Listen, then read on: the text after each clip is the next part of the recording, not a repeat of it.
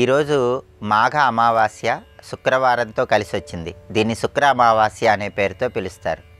ఈ సందర్భంగా ఎలాంటి విధి విధానాలు పాటిస్తే అష్టైశ్వర్యాలు భోగభాగ్యాలను సిద్ధింపజేసుకోవచ్చో, ధనకనక వస్తువాహన ప్రాప్తిని అందిపుచ్చుకోవచ్చో నేటి శుభం లాభం అనే శీర్షికన పరిశీలిద్దాం.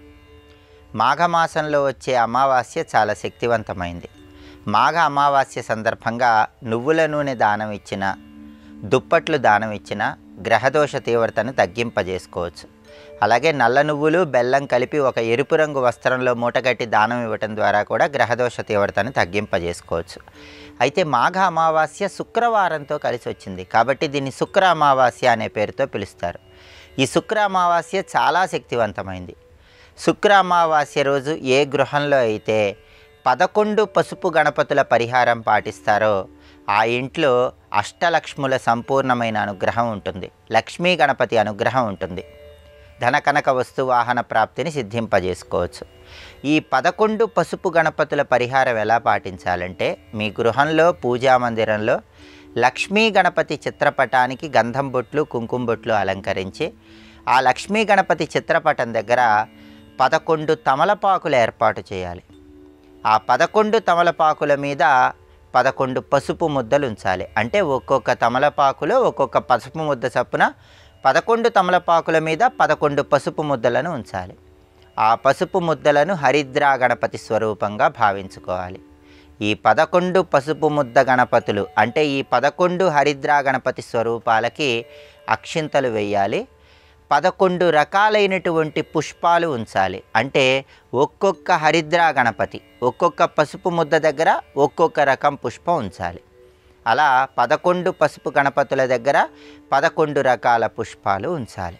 అలా ఉంచిన తర్వాత వక్రతుండాయ హుం ఓం శ్రీ లక్ష్మీ గణపతయే నమః ఈ 2 మంత్రాలు 21 సార్లు పఠించాలి. ఆ తర్వాత 11 పసుపు గణపతుల దగ్గర 11 బెల్లం ముక్కలు నైవేద్యంగా సమర్పించాలి. కర్పూర హారతి ఇవ్వాలి. ఇలా పూజ చేసిన తర్వాత ఒక పసుపు రంగు వస్త్రం తీసుకొని ఆ పసుపు రంగు వస్త్రంలో ఈ 11 పసుపు గణపతులను ఉంచాలి. అలా ఒక్కొక్క పసుపు గణపతి ఉంచేటప్పుడు శ్రీం శ్రీం అని మనసులో అనుకుంటూ ఉండాలి. ఆ తర్వాత వాటిని మూటగట్టి ధనం దాచుకునే ప్రదేశంలో ఏర్పాటు చేసుకోవాలి. చాలా శక్తివంతమైన శుక్ర అమావాస్య సందర్భంగా ఈ 11 పసుపు గణపతుల విధి విధానం ఎవరైతే పాటిస్తారో ఆ ఇంట్లో అష్టలక్ష్ముల సంపూర్ణమైన అనుగ్రహం ఉంటుంది. ధనధాన్యాలకు కొద ఉండదు. భోగభాగ్యాలు సిరి సంపదలతో తులతూగుతూ ఉంటారు. అలాగే శుక్ర అమావాస్య సందర్భంగా పితృదేవతల సంపూర్ణమైన అనుగ్రహం కలగటానికి, పితృదోషాలు పితృశాపాలు అన్నీ తొలగింపజేసుకోవటానికి మీ పితృదేవతలకు ఇష్టమైనటువంటి పదార్థాలు వండి వాటిని దగ్గరలో ఉన్నటువంటి మర్రి చెట్టు మొదట్లో ఉంచాలి లేదా తుమ్మ చెట్టు మొదట్లో ఉంచాలి. అలా చేసినట్లయితే సంపూర్ణంగా పితృదేవతల అనుగ్రహానికి పాత్రలు కావచ్చు. అదేవిధంగా శుక్ర అమావాస్యకి ఇంకొక శక్తి కూడా ఉంది. అన్ని రకాలైనటువంటి కష్టాలు బాధలు సమస్యలు దృష్టి దోషాలు శత్రుబాధలు అన్నీ పోగొట్టుకోవటానికి శుక్ర అమావాస్య రోజు అశోక వృక్షం దగ్గర పాటించే ఒక విధి విధానం ఉంది. అశోక వృక్షం చాలా శక్తివంతమైంది. శివపార్వతులకు ప్రియమైనదని భవిష్య పురాణంలో చెప్పారు. దగ్గరలో అశోక చెట్టు ఉన్నట్లయితే ఈ శుక్ర అమావాస్య సందర్భంగా అశోక చెట్టు దగ్గరకు వెళ్ళి అక్కడ బియ్యపిండితో ముగ్గు వేసి పసుపు కుంకుమ వేసి పుష్పాలు అశోక చెట్టు మొదట్లో ఉంచి ఒక మట్టి ప్రమిదలో ఆవాల నూనె పోసి 8 ఒత్తులు వేసి దీపాన్ని వెలిగించాలి. అశోక చెట్టు దగ్గర పాలకోవా నైవేద్యంగా సమర్పించాలి. ఆ తర్వాత అశోక చెట్టుకి ఉత్తర దిక్కు వైపు పెరుగుతున్న కొమ్మ అంటే ఉత్తరం వైపు ఉన్నటువంటి ఒక అశోక చెట్టు కొమ్మ తెచ్చుకొని దాన్ని ధనం దాచుకునే ప్రదేశంలో ఏర్పాటు చేసుకోవాలి.